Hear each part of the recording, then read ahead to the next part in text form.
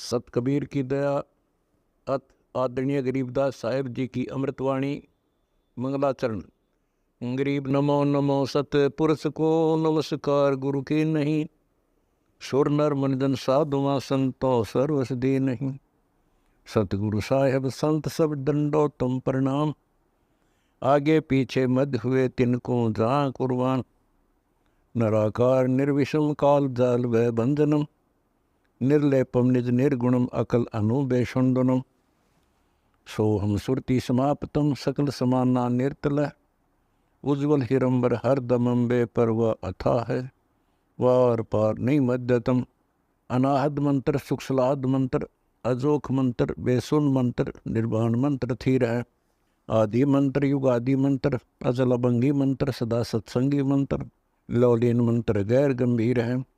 सोहम सुभान मंत्र अगम अनुराग मंत्र, निर्भय अडोल मंत्र निर्गुण निर्बंध मंत्र, निश्चर मंत्र अनेक है। गैबी गुलजार मंत्र, निर्भय निराधार मंत्र, सुमरत सुकृत मंत्र, अगमी अबंच मंत्र, अदली मंत्र अलेख है। फजलम फराक मंत्र, बिन रसना गुणलाप मंत्र, झिलमिल जहूर मंत्र, सर्वंग भरपूर मंत्र, सैलान मंत्र सार है। निरंकार गरक मंत्र, तेज पुंज परख मंत्र, अदली अबंध मंत्र, अजप्पा निरसंद मंत्र, अविगत अनहद मंत्र, दिल में दीदार है। वाणी विनोद मंत्र, आनंद असोद मंत्र, कुर्सी करार मंत्र, अनबय उचार मंत्र, उज्ज्वल मंत्र अलेख है। साहिब सतराम मंत्र, साई निकाम मंत्र, पारक प्रकाश मंत्र, हीरंबर हुलास मंत्र, मौले मलार मंत्र, पलक बीज खलक है। कौन ब्रह्मा का पिता है, कौन विष्णु की माँ, शंकर का दादा कौन है, हमको दे बता। यह जानने के लिए कृपया सुनिए जगत गुरु तत्वदर्शी संत रामपाल जी महाराज। रख मनवा काल की चिंता क्यों सताती है, सतगुरु अपना है, सतगुरु हरदम साथी। मूर्ख मनवा काल की चिंता क्यों सताती है, सतगुरु अपना है, सतगुरु हरदम साथी। मूर्ख मनवा काल की चिंता क्यों सताती है, सतगुरु अपना है, सतगुरु हरदम साथी। जाबन गऊ काट के डाली, कैसी करी जठाई, कैसे कंदर इस जीवित कर दे जब मानो तेरी खुदाई। जाबन गऊ काट के डाली, कैसी करी जठाई, कैसे कंदर इस जीवित कर दे जब मानो तेरी खुदाई। बच्चा गऊ तत्काल जवाई फिर दूध दुआती है, सतगुरु अपना साथी है, सतगुरु हरदम साथी। मूर्ख मनवा काल की चिंता क्यों सताती है, सतगुरु अपना है, सतगुरु हरदम साथी। इंद्रमती पर काल झपट्या, सतगुरु करी सहाई, कमाल कमाली जीवित कीने सत्य कबीर दुआई। इंद्रमती पे काल झपट्या, सतगुरु करी सहाई, कमाल कमाली जीवित कीने सत्य कबीर दुआई। सिकंदर की जलन बुझाई वो तो करामाती है, सतगुरु अपना साथी है, सतगुरु हरदम साथी। मूर्ख मनवा काल की चिंता क्यों सताती है, सतगुरु है, सतगुरु हरदम। बिजली खान पठान सुलझाया और अब्राहम सुल्तानी, एक हिंदू राजा वीर सिंह ने सीख गुरु की मनी।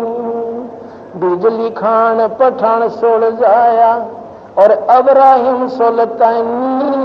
हिंदू राजा वीर सिंह ने सीख गुरु की मनी। वेद कतिब कह एक कहानी कोई जात न पाती है। सतगुरु अपना है, सतगुरु हरदम। मूर्ख मनवा काल की चिंता क्यों सताती है। सतगुरु अपना है, सतगुरु हरदम।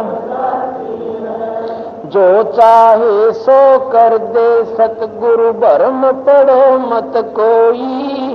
सेव दर पे शीश चढ़ाया पीछे करी रसोई। जो चाहे सो कर दे सतगुरु भरम पड़ो मत कोई। सेव दर पे शीश चढ़ाया पीछे करी रसोई। माँ बेटे की 84 खोई ये कथा बताती है। सतगुरु अपना सतगुरु हरदम। मूर्ख मनवा काल की चिंता क्यों सताती है। सतगुरु सतगुरु हरदम। जगन्नाथ का मंदिर बचाया जल्दी ने करी चढ़ाई। साहेब कबीर के तेज के आगे वो फीका पड़ गया भाई। जगन्नाथ का मंदिर बचाया जल्दी ने करी चढ़ाई। साहेब कबीर के तेज के आगे वो फीका पड़ गया भाई। विपर रूप कर गई दुहाई मेरी नहीं पार बसाती है। सतगुरु अपना है, सतगुरु हरदम। मूर्ख मनवा काल की चिंता क्यों सताती है। सतगुरु अपना सतगुरु हरदम। जगन राज दरबार में साहेब कबीर ने पग पर डाला पानी। जगन्नाथ के पंडे के पैर की पड़ गई आगे बुझाई। राज दरबार में साहेब कबीर ने पग पर डाला पानी। जगन्नाथ के पंडे के पैर की पड़ गई आगे बुझाई। मूर्ख मनवा काल की चिंता क्यों सताती है। सतगुरु अपना सतगुरु हरदम। उबलते तेल के बर्तन में डाले वो बंदी छोड़ कबीर। शेख तकी का मंत्र से तेल की ठंडी करी तासीर। बढ़ते तेल के बर्तन में डाले वो बंदी छोड़ कबीर। शेख तकी का मंत्र से तेल की ठंडी करी तासीर। उंगली डाली न सही पीड़ सिकंदर को मूर्छा आ जाती है। सतगुरु अपना सतगुरु हरदम। मूर्ख मनवा काल की चिंता क्यों सताती है। सतगुरु सतगुरु हरदम। साहेब कबीर को काटन चाला वो शेख तकी जलील। आर पार तलवार निकल जा समझा नहीं खलील। साहेब कबीर को काटन चाला वो शेख तकी जलील। आर पार तलवार निकल जा समझा नहीं खलील। भाग गया ना लाई ढील साहेब को 80 आ जाती है। सतगुरु अपना सतगुरु हरदम साथी। मूर्ख मनवा काल की चिंता क्यों सताती है। सतगुरु अपना साथी है, सतगुरु हरदम साथी है। सतगुरु हरदम साथी है। शेख तकी ने जुल्म गुजारे ये 52 करी बदमाशी, खूनी हाथी आग डाले बांध जुड़ अविनाशी। शेख तकी ने जुल्म गुजारे 52 करी बदमाशी, खूनी हाथी आग डाले बांध जुड़ अविनाशी। हाथी डर से भाग जैसी दुनिया जय बुलाती है, सतगुरु अपना है, सतगुरु हरदम साथी। मूर्ख मनवा काल की चिंता क्यों सताती है, सतगुरु सतगुरु हरदम। झूठा प्रचार किया किसी मूर्ख ने, कबीर करे भंडारा। 2 रोटी का साधन ना था यो भेख जुड़ा अति बार। झूठा प्रचार किया किसी मूर्ख ने, कबीर करे भंडारा। 2 रोटी का साधन ना था वो भेख जुड़ा अति बार। बन आया के 100 बन जा रहा, यूं होता हम आती है, सतगुरु अपना सतगुरु हरदम साथी। मूर्ख मनवा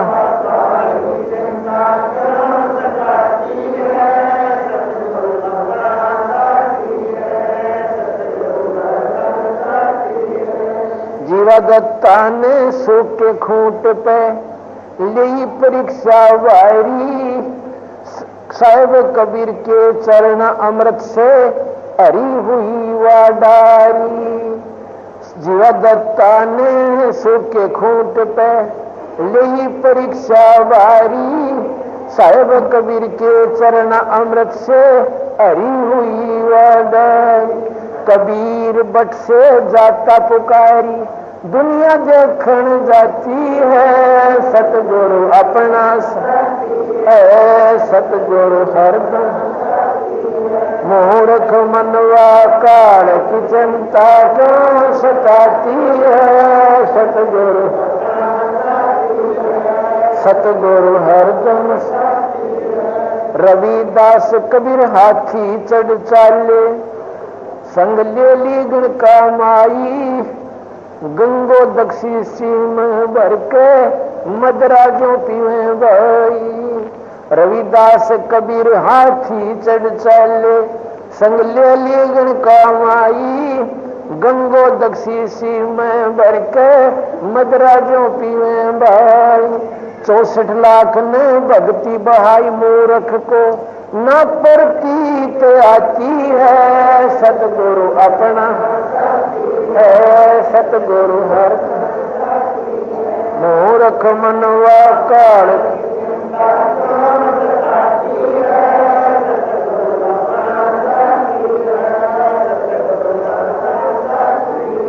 सत्य पुरुष ने छोड़ाइनी में बलराम की गऊ चराई। गंगा जी को प्रगट करके रानी मात नवाई। सत्य पुरुष ने छोड़ाइनी में बलराम की गऊ चराई। गंगा जी को प्रगट करके रानी मात नवाई। अद्भुत लीला अजब दिखाई दुनिया न समझ पाती है, सतगुरु अपना है, सतगुरु सतगुरु हरदम साथ। 9 योगेश्वर आने फे किन्ना ज्ञान अखाड़ा। बंदी छोड़ से चर्चा कीनी ये निर्गुण सरगुण दौर। 9 योगेश्वर आने फे किन्ना ज्ञान अखाड़ा। बंदी छोड़ से चर्चा कीनी निर्गुण सरगुण दौरा। बटक बीज जो कया विस्तारा 184 जाती है, सतगुरु अपना हरदम सा। मूर्ख मनवा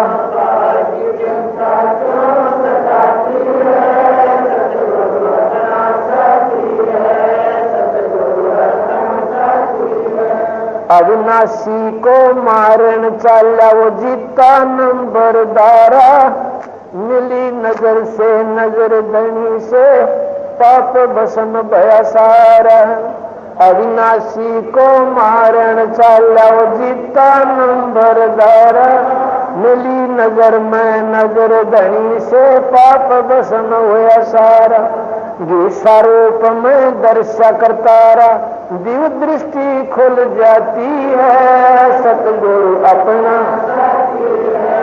सतगुरु हर मूर्ख मनवा काल की चिंता को।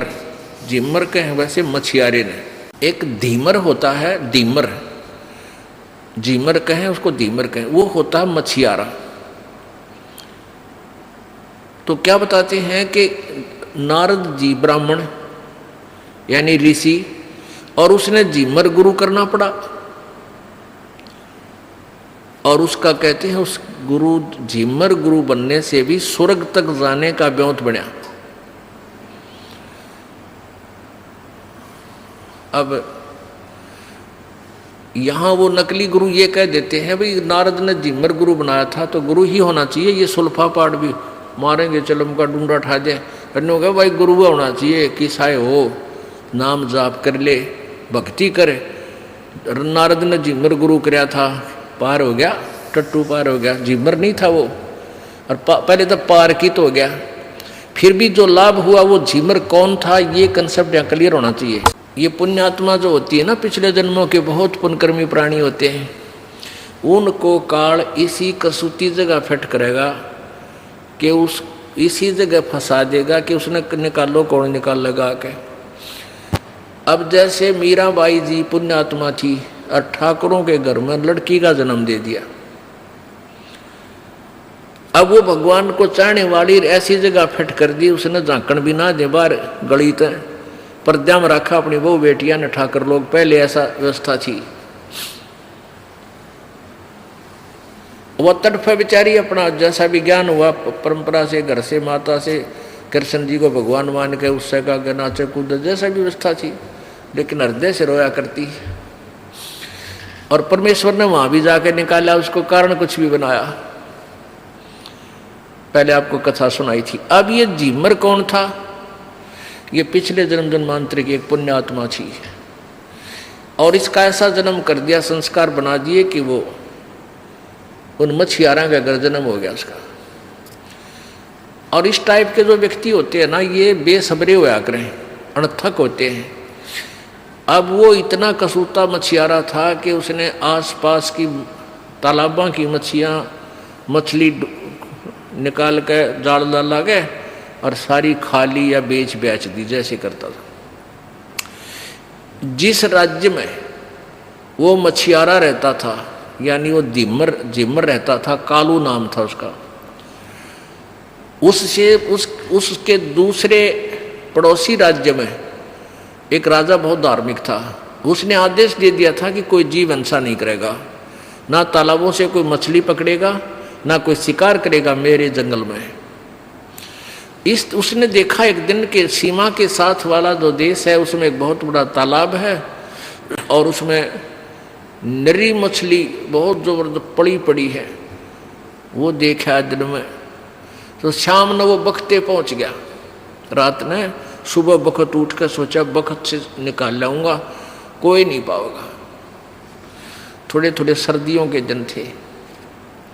उसने पहला एक जाल डाला और मछली बाहर डाली, सर्दी सी लागी, आग बाल ली, आग बाल के सेक लिया, अपने हाथ पैर सेके, फिर दोबारा ट्राई करने लग गया, इतने दिन ले करने हो गया।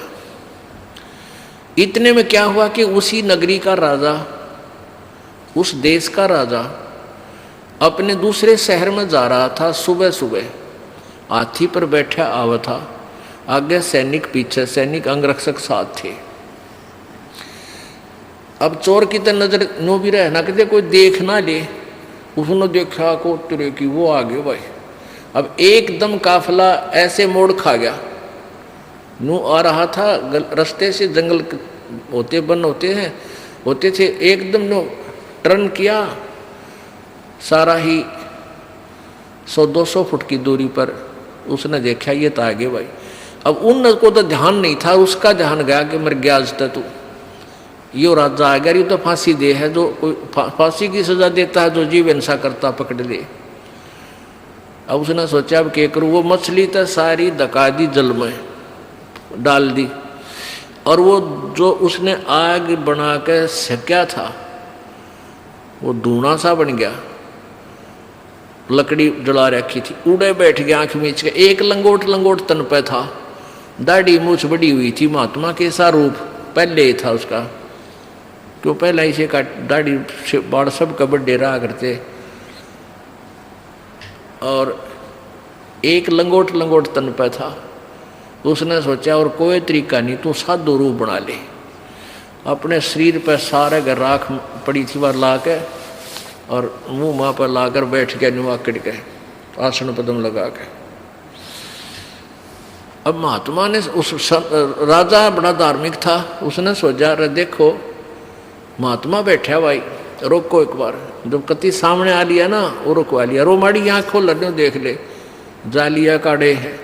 वो जब सामने वो रोक लिए, राजा नीचे उतरन लग गया, वो ला के पैड़ी सी आछी पे सीढ़ी ला के, वो जान गया काज मर गया तू भाई। अब वो डरते ने भगवान याद करया। अब भगवान याद किया कि डरते घी बंदगी रो समाधि लागी। ये पिछले पर संस्कार होते हैं, वो तो बस सुकड़ गया भीतर ने, वह सुरती ऊपर न चढ़ गई।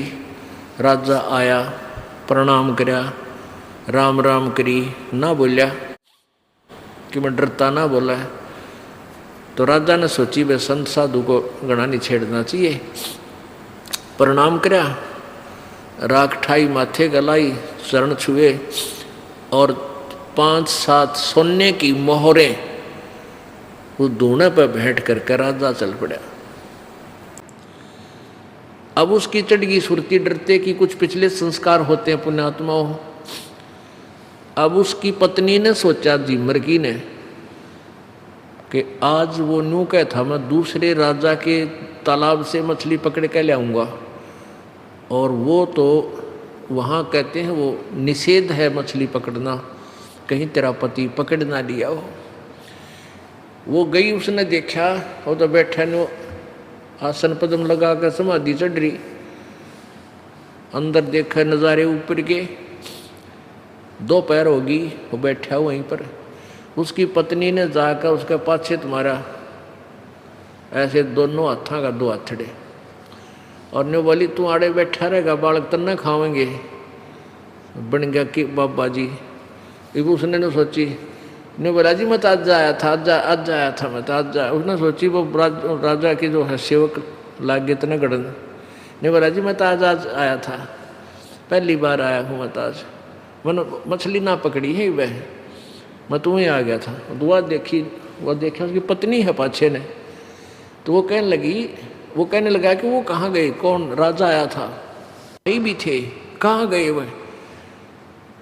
अब वह बोली तो सपना देखा होगा तने। ने बोला ना सपना नहीं देखा, सच्ची देखी, सामने दृष्टि देखी। वो धोने के ऊपर वो सरफी डाल रखी, कुछ राक्षसी उड़ के उनके ऊपर होगी, उन्हें थोड़ी सी चमकी, हाथ मार के देखा, वो 7 मोर सोने की पाई। अब उसने विचार किया, पुण्यात्मा ना जाने कहते हैं ज्ञान कर गाम का, ज्ञान लागण कर गाम मारण का। जो कह रहे चमका ऐसा उस है, उस कैसा चमका सा लग गया, तेरा गजब हो। आज मैं नकली साधु बना था, और देख राजा भी डर गया मेरे ते, माथा टेक्या और सेवा दे गया। और जब मैं वास्तविक संत बन जाऊं तो पता नहीं क्या सुख मिलेगा। अपनी पत्नी ने बोला भगवान ये पकड़ सोना, सारे जीवन में मैं इतने कमाई नहीं कर सकता जो आज मालिक ने मुझे यहाँ दरवाजी, राज के बाद मैं मछली नहीं पकड़ूंगा। और अंदर क्योंकि संकल्प करे, मालिक कहते हैं मार मार खीर खिलाता, उसने डरता नहीं कहे भगवान आज बचा दे, आज पाछा कद्दे मछली नहीं पकड़ूं, कद्दे जीवन इंसान नहीं करो, आधा जान बचा दे। अपनी जान पावना जो मेरा पटा इंसान है, तो उसने वो संकल्प कर लिया। अब करना आगे दोनों जने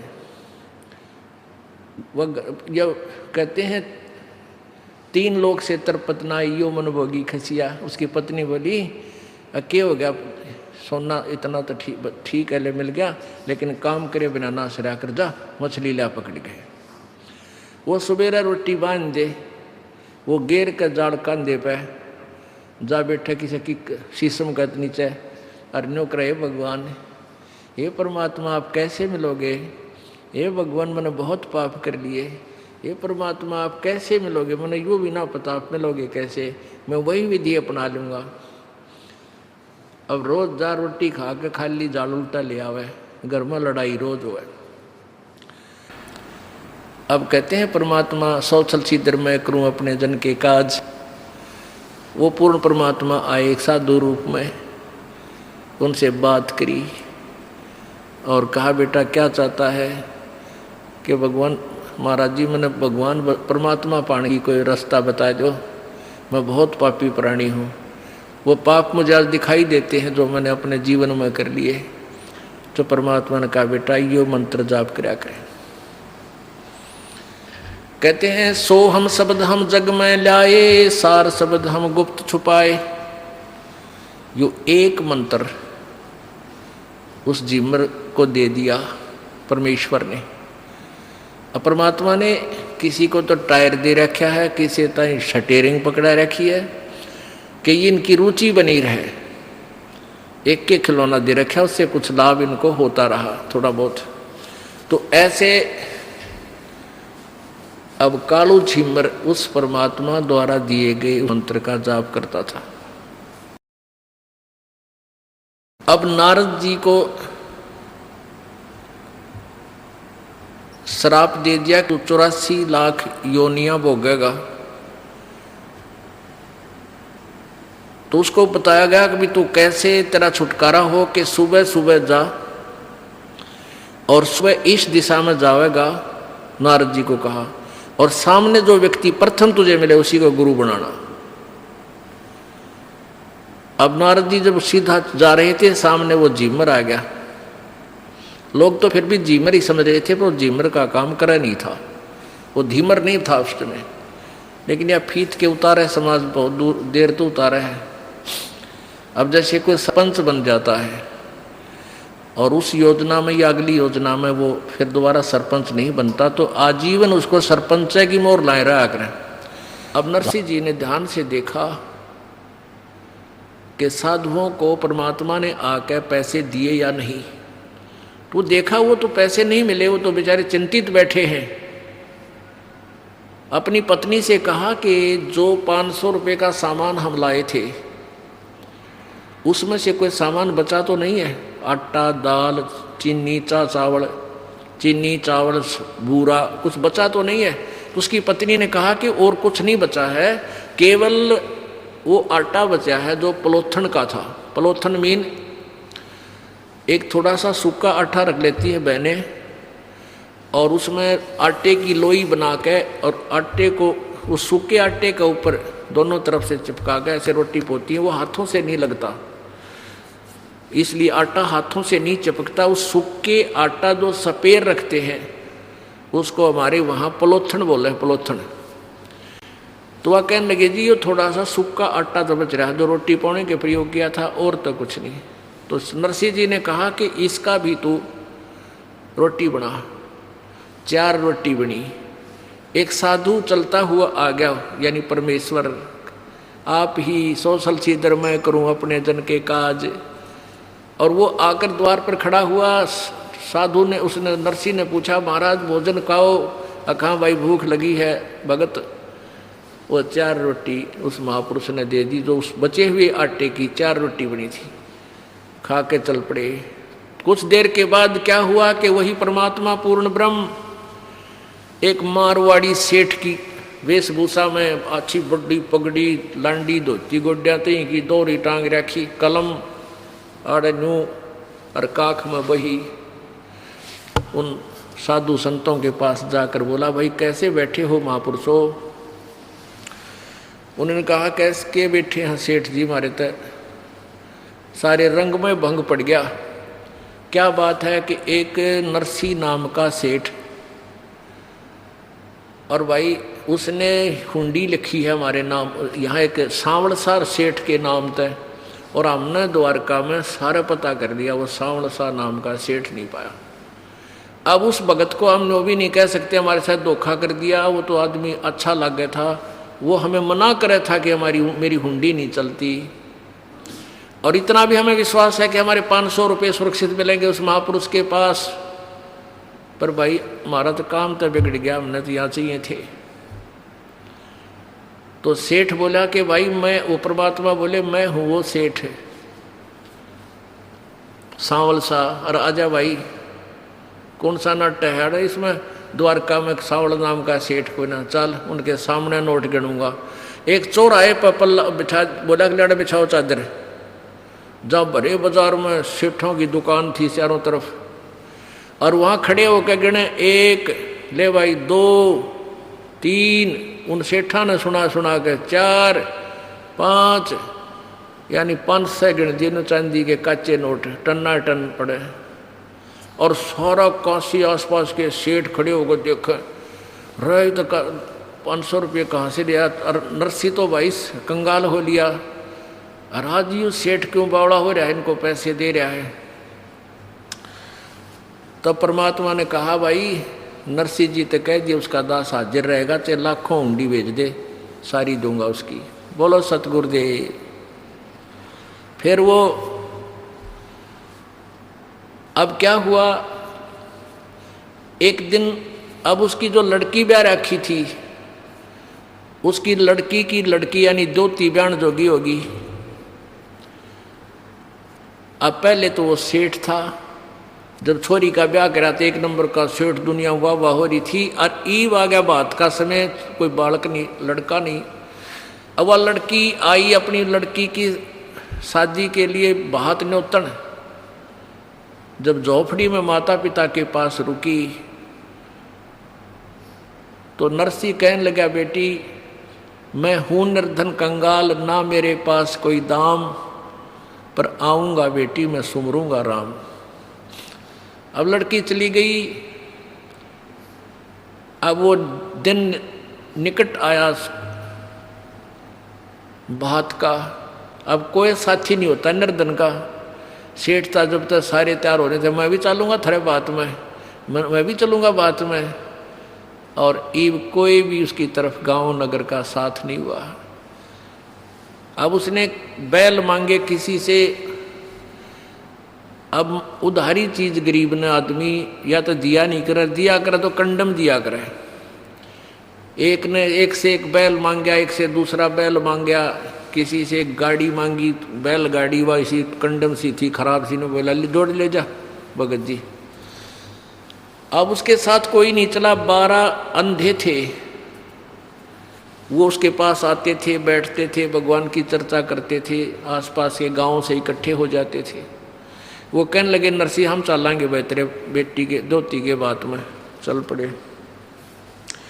अब वो बैल ऐसे खराब से थे, कोई सा इधर खींच रहा है, एक इधर खींच रहा है। वह गाड़ी ऐसी टूटी फूटी सी तर्रक मर्रक करती हुई चल रही है, बहुत ही स्लो स्पीड तय। उनको ऐसा लग रहा था कि इस स्पीड तय तो हम मेरे ख्याल में 1 हफ्ता भी नहीं जा सकते उस निश्चित स्थान पर। रास्ते में परमेश्वर आए और एक बढ़ई का रूप बना के, कारीगर का रूप बना के, एक अच्छा लंबा थैला टांग रखा, उसमें आरी नारी दिखे, नर हथौड़ी छीनी हथौड़ी, और वो बरमे परमे सारे बसोले सारे ले रहा। और कहने लगा भाई गाड़ी वाले मुझे भी बैठा लो आपकी गाड़ी में, मैंने भी इधर जाना है। जहाँ जिस साइड में वो जा रहे थे उसी नगर का नाम ले दिया किसी निकट से का। अब नरसी बोला भाई गाड़ी में बैठन तो नाटता कोई ना, पर यह गाड़ी चल कोई ना, कति कंडम है, कति बेकार सी है ये, शायद हम तो पहुँचाएंगे कि ना पहुँचेंगे, आप भी दुखी होगे। तो वो कहने लगा परमात्मा कि मैं भाई मिस्त्री हूँ, कारीगर हूँ, और इसमें घना खराबी को ना मैं ठीक कर लूँगा इसने। अब सेठ नरसी बोला, भाई बात सुन ले कारीगर, ठीक तो कर ले, पर मेरे पास पैसा देना नहीं हूँ। भगवान की महिमा सुना दूंगा तेरे को, भगवान के गुण गा दूंगा, गीत गा दूंगा, शब्द गा दूंगा, और मेरे पास लेन देन ने कुछ कोई ना। भगवान बोला कोई बात ना भाई, मैं भी तो बैठ कर चलूँगा, मैंने पैसे की जरूरत को नहीं। अब वहाँ चले गए, वहाँ जाकर के वो बैठा दिए एक अलग से टूटी फूटी सी चौपाट में। क्यों कंगाल आदमी सेठ होता था, बढ़िया जगह धर्मशाला बुक कराते हुए, पता था उनको कंगाल हो लिया, बेइज्जती करेगा हमारी। अब नाई आ गया बुलाने खातिर, बातियो आ जाओ भाई। अब वो अंधे कहने लगे, अग नरसी ईब तो भाई बात बिगड़ेगी, वहां तो तेरी हुंडी भगवान ने ले ली थी, अरे ईब तो ना आए भगवान, क्या बात होगी। नरसी बोला भाई उसकी लीला वो जाने, अब चलो चलना तो पड़ेगा, न्योता आएगा ही, बड़े बैठे बैठे करांगे के। द्वार पे जाके खड़े हो गए, उधर से समधन खड़ी होगी एक थाली लेके और लोटा लेके, के गालेगा इसमें करवे में। एक पड़ोसन आके बोली, के गाली समझी ने तेरे ने, तेरे समझी ने क्या डाला भात में थाली में तेरी में। इन्हें बोली डले डाले, डले यू के में डालने जो गए रेशने नाश कर दिया सारा, मेरी इज्जत का गाहक हो गया यू।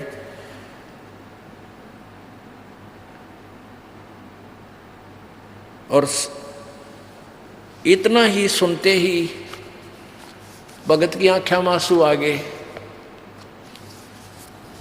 कहते हैं पहुंचूंगा क्षण एक में जन अपने के काज, वो परम पिता परमेश्वर पूर्ण ब्रह्म। उसी समय ऊपर आकाश से 2 डले चांदी और सोने के धड़ाक देसी आकर गिरे उसकी थाली में। 2 सोने के चांदी के सोने के डले, वह समझन फिर उल्टी बढ़गी घर में ले, ये 2 डले चांदी के ले लेते हैं, डले मांगे थे। और फिर कहते हैं ऊपर से लागे इसके रुपया की वर्षा होने, और फिर भगवान और दूसरा रूप बना के एक बैलगाड़ी जोड़ कर अलग से, उसमें सारे जैसे उस समय जो भी दान दक्षिणा में दिया करते बहु बेटियां बहन बेटियों के लिए कपड़े, बढ़िया बढ़िया वाली साड़ी, बहुत अच्छे वो सितारे सतूरे लगाए हुए, वह एक गाड़ी भर के आके खड़े हो गए। अगले भाई नरसिंह जी ने भेजा है यो बात के लिए, सामान सारा उतार लो, तुम्हारा उतार लो, छोड़ के गाड़ी जाते रहे। अब क्या बताते हैं, नरसिला की हुंडी झाली सावल सा कहाया, दोती का बात भया जब, दोती का ब्याह भया जब भात भरण को आया। अब कौन आया था? वो तो कृष्ण जी ने माना था, कृष्ण जी भर गया, युवती कृष्ण जी कर गया, कृष्ण जी नहीं। जगत का पेखना पेखा, धनी का नाम ना लेखा। एक दूसरे का नाम लेते रहे तुम, जो करने वाला था उसका पता भी नहीं था।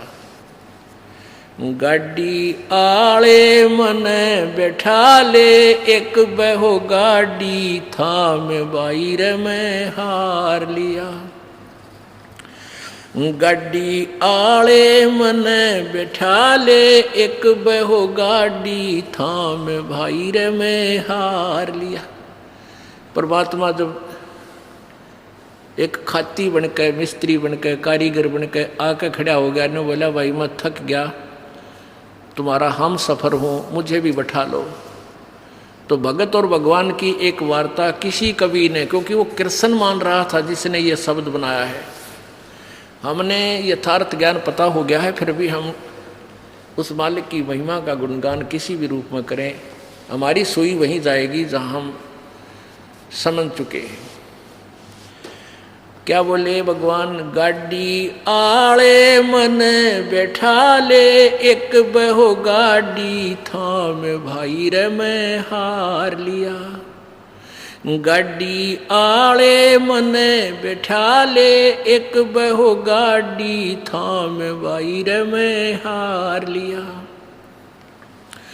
नरसिंह जी जब नो बोला ये गाड़ी मेरी पुरानी है, नरसिंह जी जब नो बोले या गाड़ी मेरी पुरानी है, कृष्ण जी फिर नो बोले भाई के मेरे ते छानी है। कृष्ण जी फिर प्रण कर दिया। ये कार्यक्रम चलता रहा कई वर्षों तक ठीक चला। एक समय क्या हुआ कि कुंभ का मेला आ गया। कुंभ के मेले में ये सभी तीनों गुणों के उपासक ये उस पृथ्वी पर स्नान करने के लिए प्रस्थान कर गए। उस क्षेत्र में कोई भी साधु संत जिनको हम संत मानते थे, जैसे लाल कपड़े पहन कर गले में माला डाल रखी, माथे पर तिलक लगा रखे, इस तरह के जो साधक थे उनको संत कहा करते। तो वो सभी संत जन स्नान करने के लिए प्रस्थान कर गए, क्योंकि पहले पैदल चलते थे, 2-3 दिन पहले चल पड़ते थे, 2-3 दिन वहां रुकते थे, फिर वापस आने में इस प्रकार कई दिन लग जाते हैं। अब रानी ने आसपास के सभी स्थानों को पर अपने नौकर वगैरह भेजकर पता करवाया।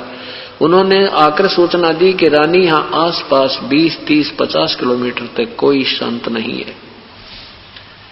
अब रानी ने कसम खा रखी थी कि मैं प्रतिदिन एक संत को भोजन करा के पीछे आहार करूंगी। दिन तीसरा हो गया, रानी ने आहार किया नहीं, संत कोई मिला नहीं। तीसरे दिन रानी ने अपनी बांदी से कहा, नौकरानी से कहा कि नौकरानी आज देख ले कोई संत मिल जाए तो, नहीं तो तेरी रानी के आज प्राण नहीं रहेंगे। मैं आहार नहीं करूंगी। रानी नौकरानी ऊपर चढ़ी चौबारे पर। परमेश्वर ने मेहर करी अपनी प्यारी आत्मा के ऊपर। स्वयं परमेश्वर एक संत रूप में, और राजभवन के सामने एक ऐसे गली जाती थी, ऐसे सीधा आकर के ऐसे मुड़ती थी, तो सामने परमात्मा आ रहे हैं साधु वेश में, सफेद कपड़े, दाढ़ी बड़ी हुई, और वो आ रहे हैं।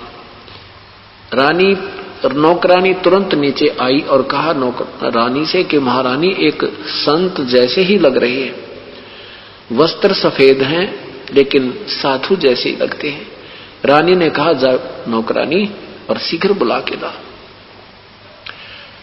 नौकरानी जाकर कहा कि हे रिसीवर, हे संतजन, आपको हमारी रानी याद कर रही है। परमेश्वर ने करुणा में रूप में आए हुए करुणा में जी ने कहा कि आप कौन है बेटी? नौकरानी ने कहा कि मैं नौकरानी हूं।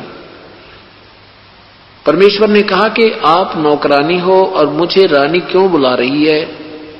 अगर रानी को आवश्यकता है तो मेरे पास स्वयं आए यहां चलकर, हम ऐसे वैसे संत नहीं है।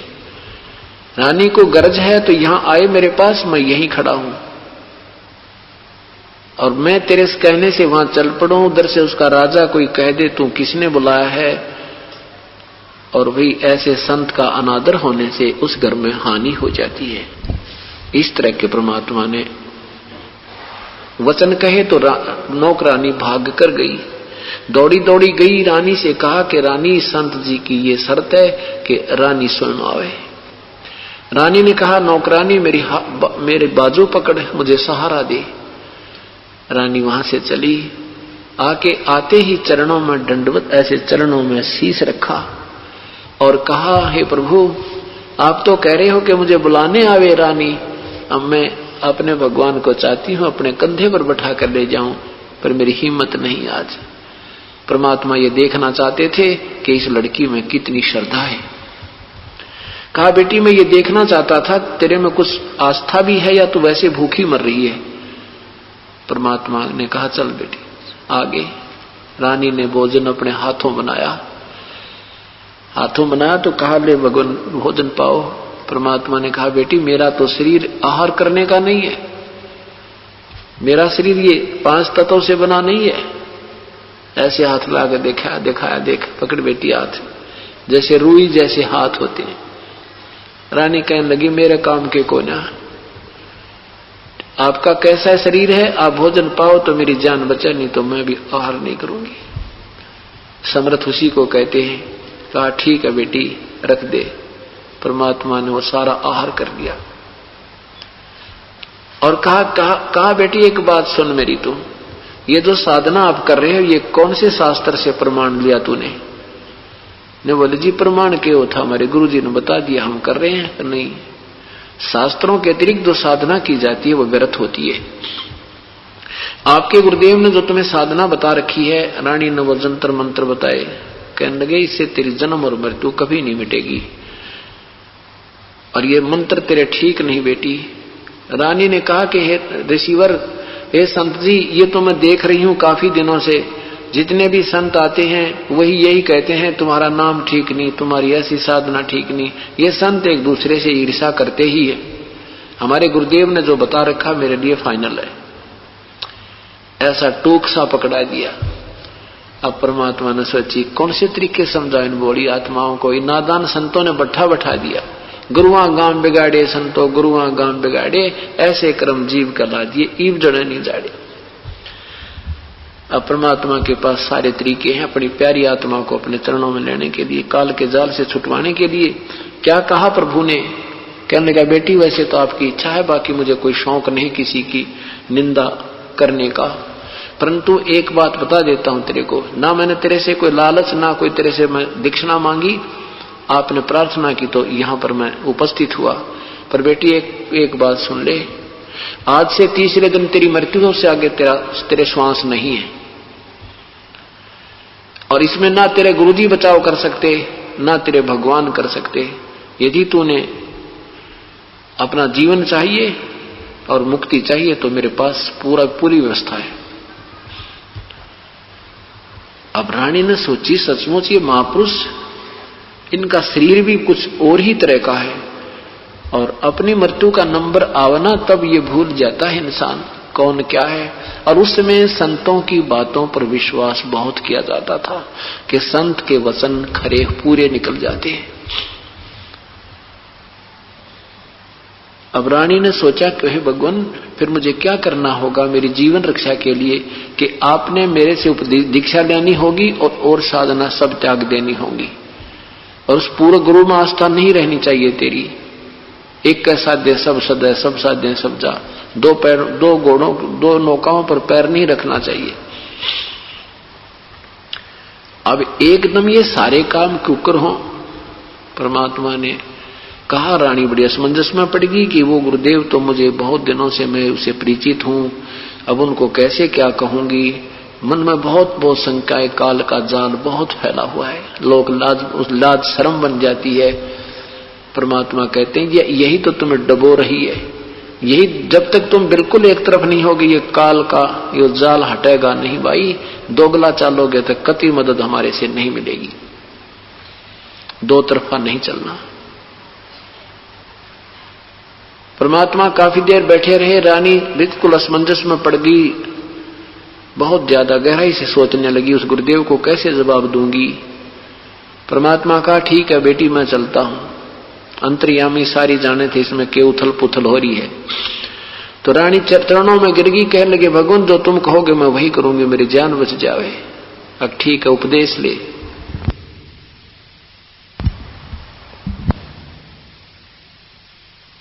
परमात्मा ने उपदेश दिया और कहा और सुन ले पुत्री, तीसरे दिन काल आएगा, मेरा स्वरूप बनाएगा, तुझे आवाज लगाएगा, 2 मिनट तक तूने बोलना नहीं है, उसकी तरफ देखना भी नहीं है 2 मिनट तक, वो सिमरण करना जो मैंने तुझे दाप दे दिया है।